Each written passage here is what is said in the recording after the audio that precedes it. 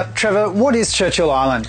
Oh, Churchill Island is actually in Western Port Bay. We're 150 acres of land. Now, we're open 365 days a year. And if you come to Churchill Island, the sort of things you're going to see is we actually do a farm tour every day here. So you can come and come to the cafe, have lunch, and you can have a picnic in the gardens here. It's great for all the family. It's a great family place, yeah. And you can spend all day here. There's animals, sheep in the yard, there's the horses there, the Clydesdales, and they can have a pat and feed them and so forth. So it's sort of pretty hands-on. Trevor, can you run through the day activities? Exactly, what do we do when we rock up on Churchill Island? What happens? Well, if you come here in the morning, you can rock up here at the actual cafe is open at 9:30 in the morning. So, and the actual farm opens at 10 o'clock. Kick off with a coffee? Come in, have a coffee, have breakfast, and then come into the farm at 11 o'clock. We do our first cow milking, and that goes for about half an hour, so everybody can have a bit of a go, depending on how many people there. Then you can come back down here to the cafe, or if you bought your own picnic lunch, you can have a picnic lunch, and then come back around about 1:45, around that time, and then we'll do the first cow milk, another cow milking at 2:10, and then at 3:30 we do a blacksmith demonstration, so people can actually see how we used to make horseshoes back in the old days. Swords? Oh, we can do that one if you like. Yes. Made of horseshoes. So just to give a bit of history on blacksmithing and things, and then we'll move across to the shearing shed, and the same thing there. We go through the history of shearing, and there's a lot of history of here in Australia as far as sheep go and wool industry and things like that. And it goes for about 15 minutes or so. We come out of there and we go over and we do actually a sheepdog demonstration. So we got the dogs out and we round up some sheep, and good one. And we got one dog who loves chase and round up ducks and turkeys. So sometimes we get the ducks out as well, and that's a bit of entertainment for people. And explain something about the history of how the dogs first come to Australia, the border collies, and the history as they come through. And so it's basically you get a bit of a history lesson.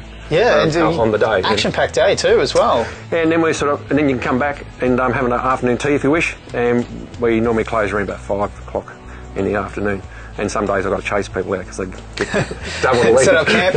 Yeah, they set up. Yeah, it sort of gets that on a really good day or good autumn day or things like that, and when the weather's great. It's very hard for me to work too, I can tell you. Like you just to sit down under a tree and take it all in, I can imagine. Yeah. And you're trying to make your staff, and they're looking at you, well, you're not doing a lot either. The boss isn't doing much, so they sit down. It really gets you under your skin here. It's a really fantastic place to visit, and it's really a jewel in the crown. A lot of people don't know Churchill Island's here. A lot of people know the surf. Yeah, they go to surf, they come to Phillip Island. There's people been here coming to Phillip Island for years, and all of a sudden, Churchill, where's that? And we drive past it as we come through New Haven. So, it's still a pretty well kept secret at the moment.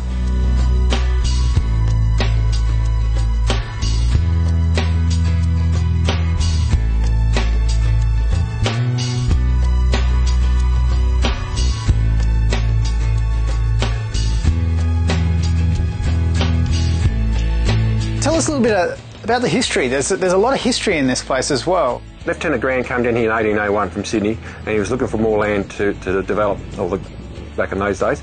And he came here to Churchill Island, and a friend of him called John Churchill actually gave him some seeds like wheat and corn and things like that. Lieutenant Grant actually planted the seeds here on the island, and so he named it after his mate Churchill. So that's how it comes to be Churchill Island. What a mate's for. Yeah, exactly.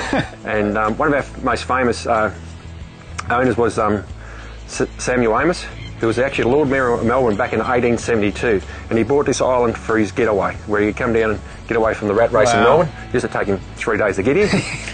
now it takes you an hour on the freeway. Yeah, about an hour and a half. Yeah, it's pretty good. It's a pretty good run from Melbourne now to here. Yeah.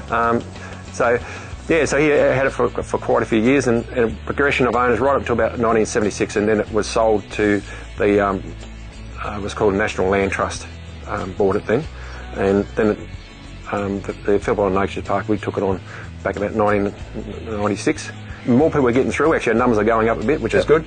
That way we can spend more money on the heritage, because anything we do here, we keep it the same as much as we could, like wooden fences, wooden gates, and maintain the homestead. And the homestead's actually decked out with all its period furniture, and it's actually on loan from the National Trust of Victoria. Great. They loan the furniture. So when you walk through the homestead up there, all original. It's all original furniture and so forth. So really, it's a step back in time, isn't it?